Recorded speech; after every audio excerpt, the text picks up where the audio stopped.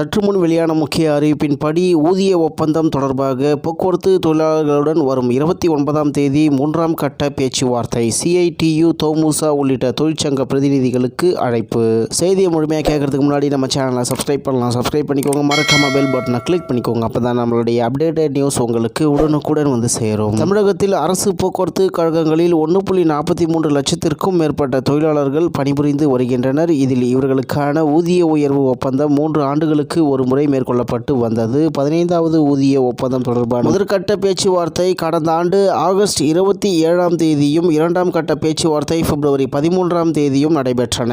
இதில் போக்குவரத்து தொழிலாளர்களுக்கு அகவிலைப்படியை ஓய்வு பெற்ற ஊழியர்களுக்கும் வழங்க வேண்டும். பணியில் உள்ள தொழிலாளர்களுக்கு அகவிலைப்படி உயரும் போது அந்த உயர்வை ஓய்வு பெற்ற ஊழியர்களுக்கும் வழங்க வேண்டும். ஓய்வு பெற்ற ஊழியர்களுக்கு மருத்துவ காப்பீடு, ஊதிய ஒப்பந்த அடிப்படையில் ஓய்வூதியத்தை உயர்த்துவது, குறைந்தபட்ச ஓய்வூதியம் போன்ற ஓய்வூதியர்களின் அனைத்து பிரச்சனைகளுக்கும் தீர்வு காண வேண்டும் உள்ளிட்ட பல்வேறு கோரிக்கைகள் முன்வைக்கப்பட்டன. ஆனால் இந்த பேச்சுவார்த்தையிலும் முடிவு எட்டப்படவில்லை. இந்நிலையில் 3ஆம் கட்ட பேச்சுவார்த்தை நடத்த போக்குவரத்து துறை தரப்பில் CITU, தோமுசா உள்ளிட்ட 80 தொழிற்சங்கங்களுக்கு அழைப்பு விடுக்கப்பட்டுள்ளது. வரும் மே 29ஆம் தேதி காலை 11 மணி அளவில் குரோம்பேட்டையில் உள்ள மாநகர போக்குவரத்து கழகத்தின் பயிற்சி மைய வளாகத்தில் இந்த பேச்சுவார்த்தை நடத்த திட்டமிடப்பட்டுள்ளது.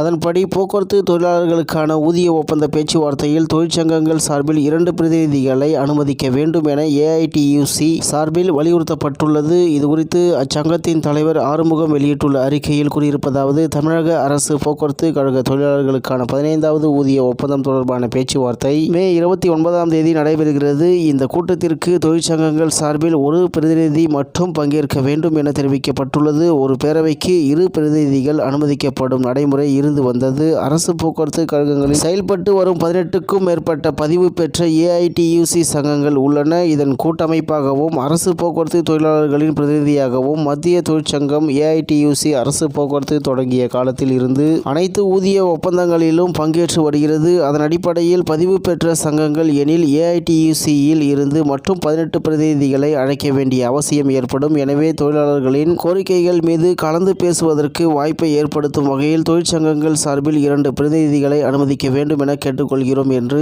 தகவல் வெளியாகி உள்ளது என்பது குறிப்பிடத்தக்கது. இத்துடன் இன்றைய முக்கிய செய்தி நிறைவு பெறுகிறது. மேலும் இது போன்ற செய்திகளை உடனுக்குடன் தெரிந்து கொள்ள RK நியூஸ் தமிழ்நாடு சேனலுடன் இணைந்திருங்கள். நன்றி, வணக்கம்.